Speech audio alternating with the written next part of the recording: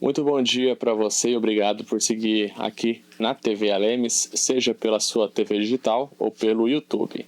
E quarta-feira, como sempre, a gente começa falando de CCJR, né? Você acompanhou mais cedo aqui na TV Alemes a reunião da Comissão de Constituição, Justiça e Redação. Vários projetos foram analisados pelos deputados, inclusive projetos da área tributária e a edição deles, que a gente vai começar o Redação ao final de hoje, inicialmente trazendo uma entrevista com o deputado Paulo Duarte com relação a um projeto do governo que passou pela CCJR com relação aos devedores contumaz, que são aqueles devedores que frequentemente estão em débito com o fisco estadual. Esse é um projeto, que a Receita Federal já adota, que é o seguinte: o que é devedor contumaz? Aquele contribuinte, aqui no caso dos impostos estaduais, ICMS, IPVA e TCD, que deixa, aquele contribuinte que deixa de pagar sistematicamente, quase ele não paga o imposto e vai se acumulando débitos. Então, o que esse projeto do governo faz é o seguinte: primeiro, estabelecer quem é devedor contumaz, aquele que sistematicamente não paga os seus tributos, e adotar medidas para que efetivamente esse imposto seja cobrado. Então, é um critério também de justiça fiscal, porque quem não paga o imposto sistematicamente não pode ter o mesmo tratamento daquele contribuinte que paga as suas obrigações em dias. Agora, uma outra coisa importante: ao mesmo tempo que ele define quem é o contribuinte, o devedor contumaz, ele deixa muito claro no projeto, o governo, que se esse contribuinte, esse devedor contumaz, que não paga imposto sistematicamente, se ele parcelar aquilo que ele deve com o Estado, ele deixa de ser devedor contumaz e passa a ter o mesmo tratamento daquele contribuinte que paga as suas obrigações rigorosamente em dia. Portanto, é um projeto moderno, que se adequa ao que já existe hoje na Receita Federal, e é uma questão de justiça fiscal. Você tem que tratar de forma igual os iguais e de forma desigual os desiguais. Um outro projeto analisado pela CCJR é também do Poder Executivo sobre medidas de incentivo ao pagamento de débitos tributários antes que esses débitos sejam judicializados. O projeto também que reduz a multa na esfera administrativa a contribuintes que pagam seus tributos em atraso. Então, isso faz com que há um incentivo do pagamento do imposto ainda na esfera administrativa, dentro da Secretaria de Fazenda, antes de inscrever em dívida ativa. Então, havia muitas multas altas, por pagamento em atraso, que vinham ainda do tempo de inflação alta. Então, hoje, com esse projeto, o governo reduz essas multas, esses acréscimos do pagamento em atraso, e acaba facilitando que o contribuinte pague na esfera administrativa. Porque muitas vezes, como a multa é muito alta pelo atraso, ele deixa de pagar, vai para a dívida ativa e fica anos e anos para essa cobrança. Então, uma outra inovação. O deputado Paulo Duarte relatou um projeto de autoria do primeiro secretário da Casa, deputado Paulo Corrêa, com relação à possibilidade de, em caso de um motorista separado em blitz, o veículo tiver débitos, esses débitos foram quitados no ato, que o veículo não seja apreendido.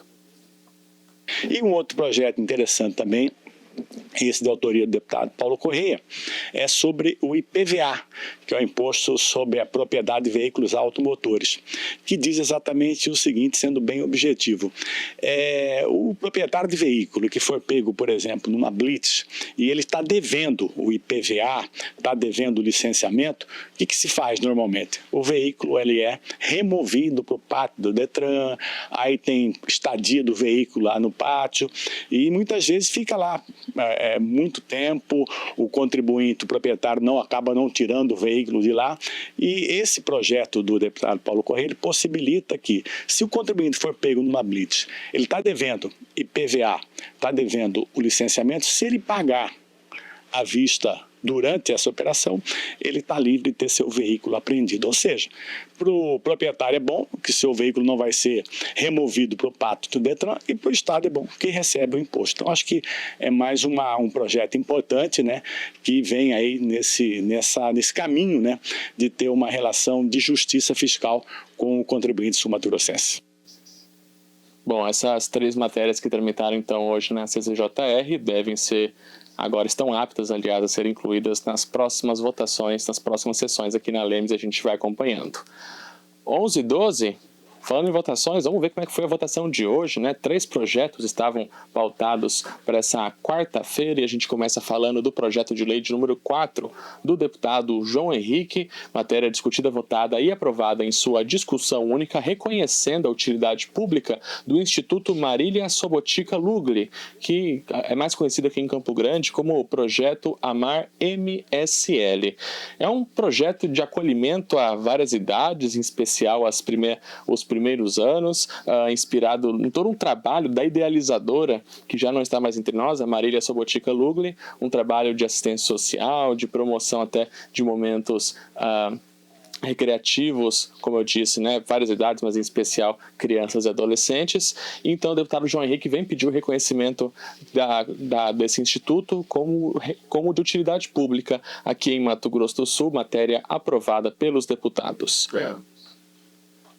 O projeto de lei de número 15, também, na verdade, aprovado em discussão única do autor, deputado Júnior Mock, reconhecendo a utilidade pública também da Associação Handebol Clube Pantaneiros, essa associação que fica lá em Coxim. A associação ela trabalha naturalmente com o esporte e acredita que a promoção da saúde e da cidadania são alcançadas por meio da prática esportiva.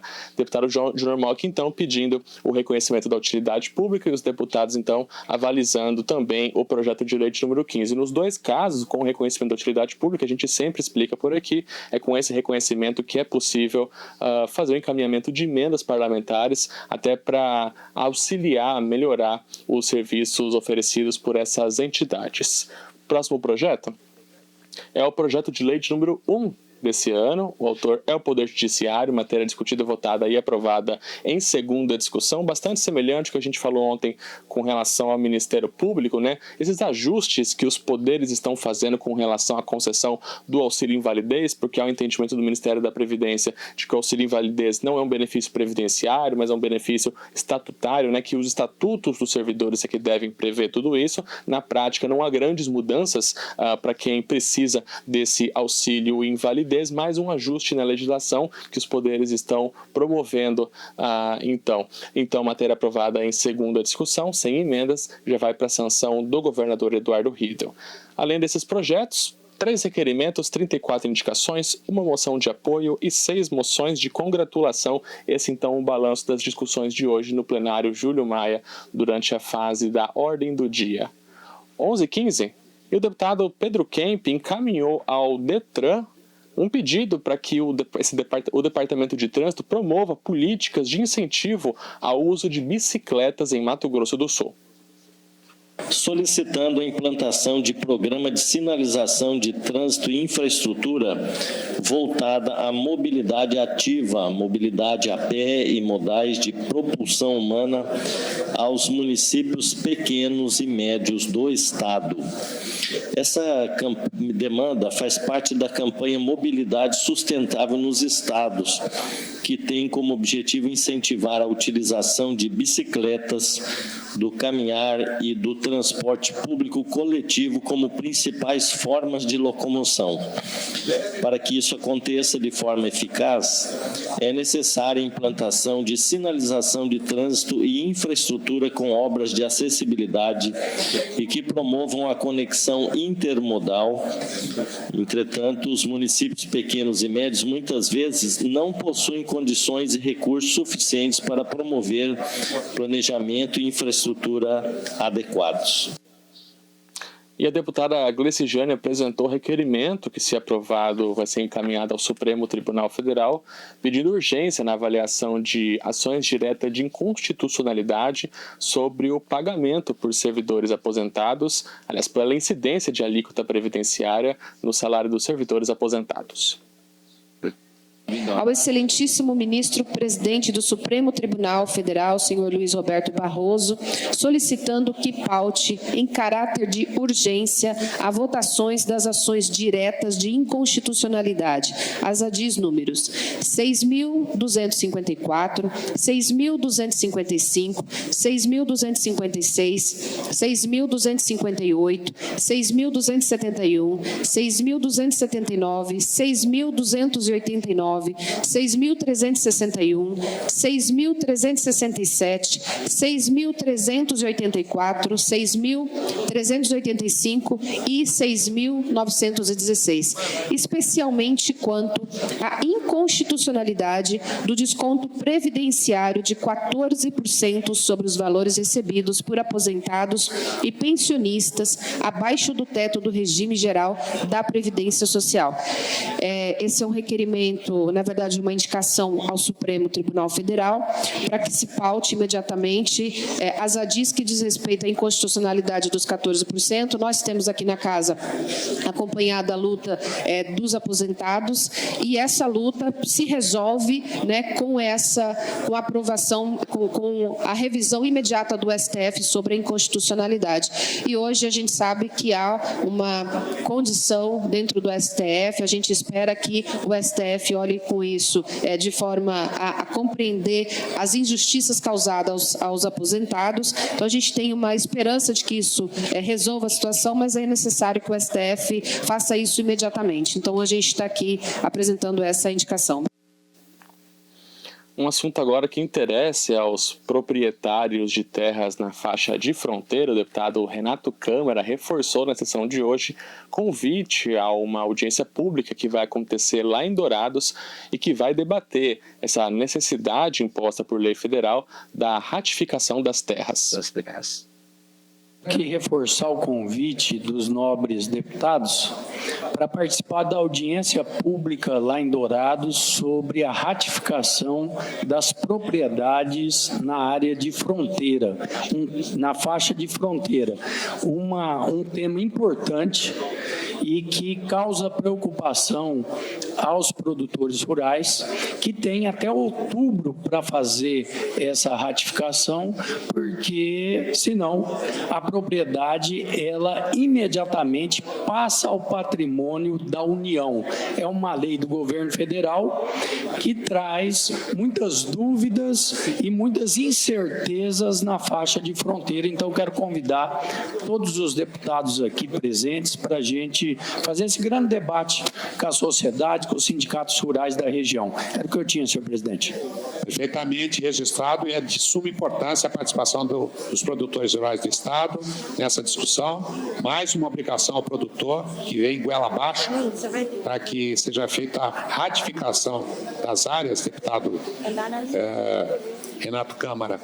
E dando prazo, senão as áreas voltam todas para o patrimônio da União. É muito estranho isso. Mas, como é lei, uma lei federal, foi aprovada pelo Congresso Nacional, nós somos cumpridores da lei. 11h20, e o deputado Pedro Kemp usou a tribuna na fase das explicações pessoais para repercutir uma ação do Ministério Público do Trabalho que libertou 4 pessoas de trabalho análogo à escravidão aqui em Mato Grosso do Sul e lamentar a ainda existência desse tipo de situação no nosso estado. O Ministério Público do Trabalho, que tem uma comissão permanente de fiscalização das condições de trabalho no Estado, Ministério Público do Trabalho, em parceria com a Polícia Federal, muitas vezes em parceria com a Polícia Ambiental, tem feito fiscalizações em algumas fazendas do Mato Grosso do Sul e encontrado trabalhadores em situação análoga à escravidão. E agora, no último dia 24, anteontem, o Ministério Público do Trabalho libertou mais 4 trabalhadores na fazenda Carandazal, em Corumbá, que estavam numa situação análoga à escravidão.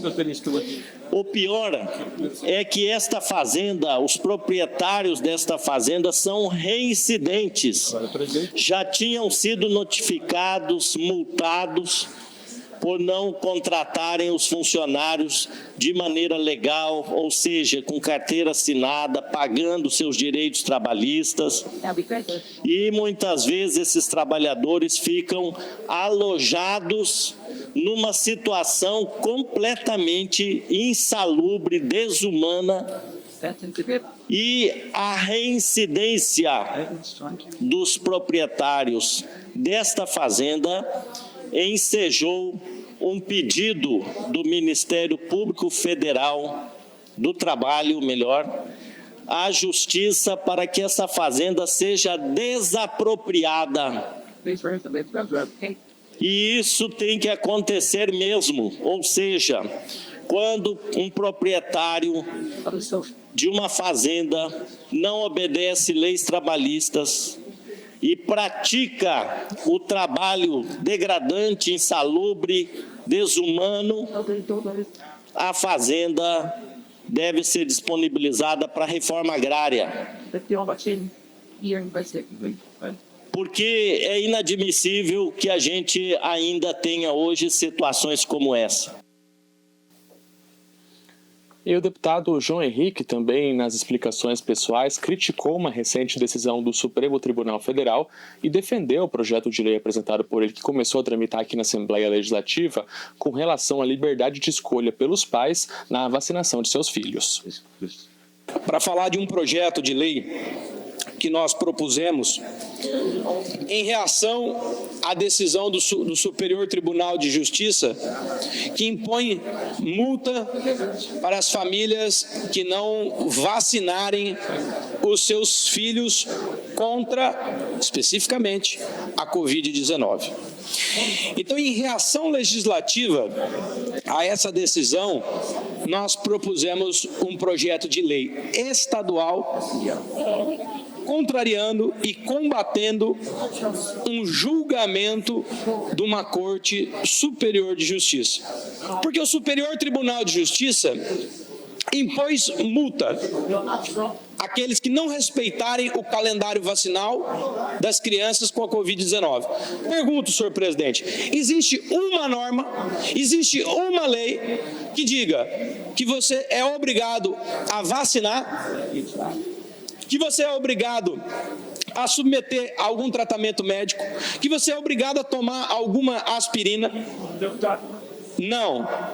Não existe lei federal que obrigue, não existe lei estadual, não existe lei municipal. Então, o Superior Tribunal de Justiça decidiu face à implementação da lei que estabeleceu o Programa Nacional de Imunização e quando não respeitado, senhor presidente. Então, não há lei que obrigue.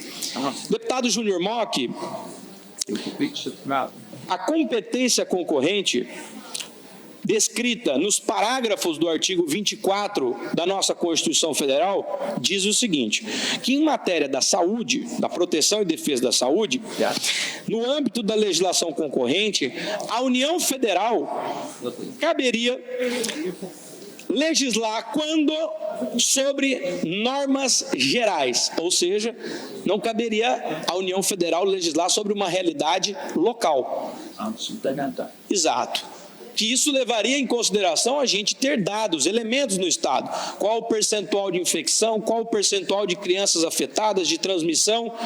Essa competência é do Estado. E veja, não existe essa lei federal que obrigue alguém a vacinar ou tomar algum remédio.